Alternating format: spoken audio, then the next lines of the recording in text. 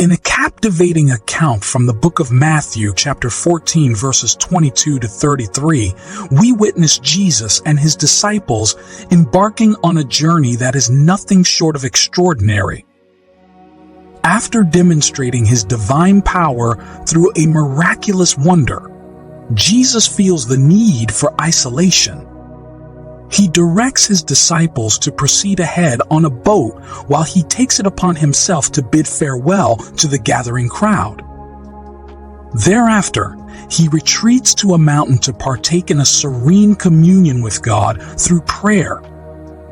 Concurrently, the disciples find themselves in the midst of a powerful storm at sea, where howling winds and raging waves threaten their vessel.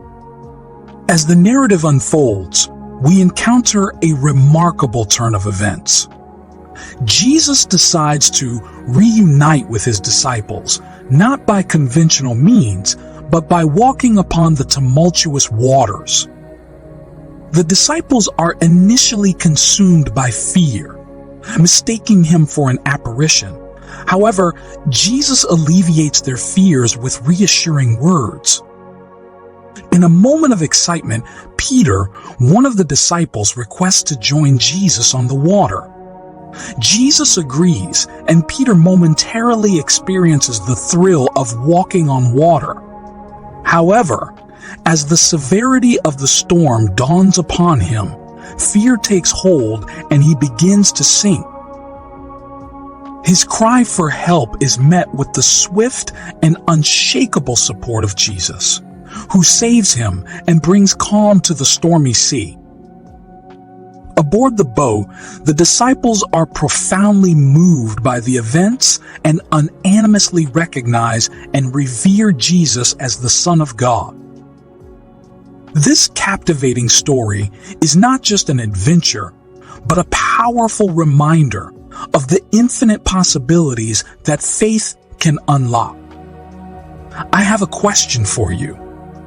What do you do when life storms are roaring? If you're struggling to deal with the stress of your current circumstances, you might find yourself praying, keeping busy, or even blaming others. But sometimes these actions, even if done in the name of God, can cloud our understanding of what we're truly meant to be doing. Consider this for a moment. Do storms prevent us from getting where we wanted to go? Severe storms can even cause us to lose track of what we're doing before the storm hit. When we talk about storms these days, we mean anything that disrupts our serenity or joy and trust in God's providence and design for your life. Storms in our personal and professional lives, as well as those in our extended families, can include our finances, friends, and even members of our own families.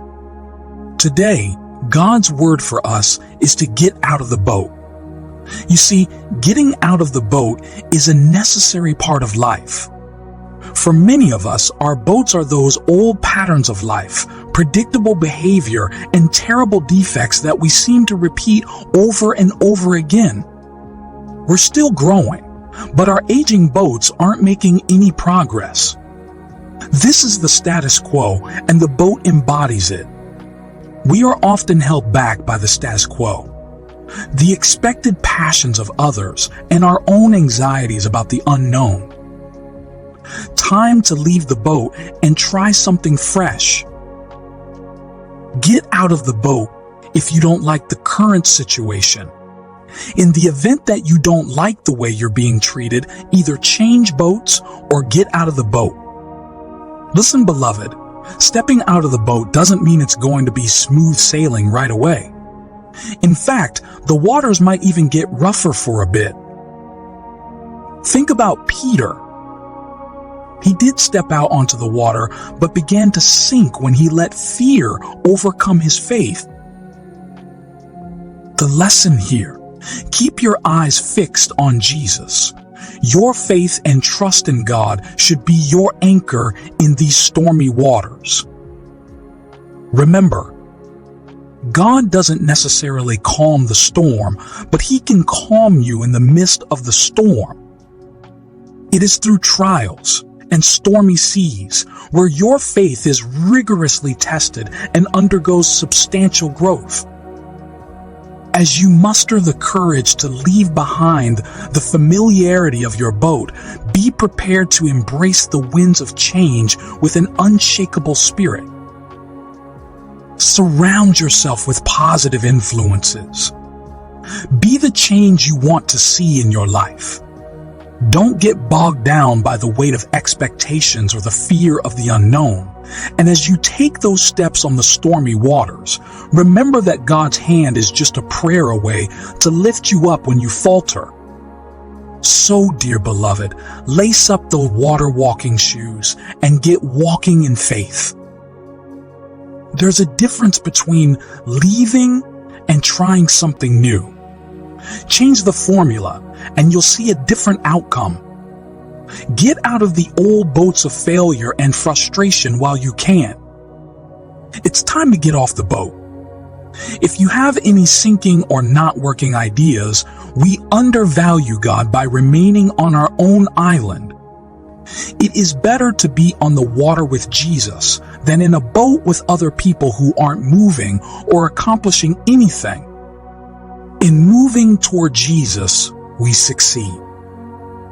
A lot of people have gone through storms in my experience, as well as going through several of my own. In most situations, people believe they're doing the right thing when the storms arrive. Things were found as Peter walked toward Jesus in the face of a strong storm and waves. In the midst of a raging storm, Peter continues his journey toward Jesus. When the storm comes, it's all about which way we go. There are 11 others in the passage who did nothing, which is what most of us do. Some of us turn away from Jesus while others turn toward him. When the storms strike, what do? It is time to flee, to blame, and to shout. Is this how you reacted to the storm? Today, we should strive to get closer to God. We were not meant to weather the storms of life on our own. We were meant to be a part of a community. The idea that one may be self-sufficient by saying, "I have Jesus, and that is enough," is naive. In order to cope, we need somebody to share our anguish with, cry with, and empathize with. Even though Peter was out at sea, Jesus was right there with him. People that have Jesus in them are needed in our lives. Moreover, the essence of community and support reflects the very nature of our faith. The church, friends, family, and loved ones are all threads in the fabric that binds us in our journey towards fulfillment and purpose. Just like how Peter had the support of Jesus when he took the daring step to walk on water, having a support system around you can make a world of difference when navigating the rough seas. Embrace the strength and wisdom that comes from sharing, learning, and growing with others. Encourage one another and build each other up, because a boat might keep you afloat, but a fleet can conquer the sea. When life's storms are raging, remember that there's incredible strength within you, and even more when we unite in faith. Leave behind the confinements of old patterns, and with a heart anchored in faith, step out onto the waters. Yes, it might be turbulent, but don't let fear deter you. Look towards Jesus. Let him guide you. Embrace the support of your community and continue to forge ahead. The waves may be high, but so is the horizon that stretches beyond.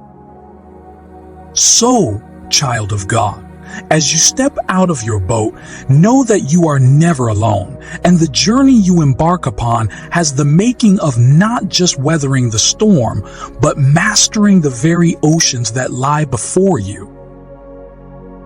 When the going gets tough, we need to remember that we must keep going.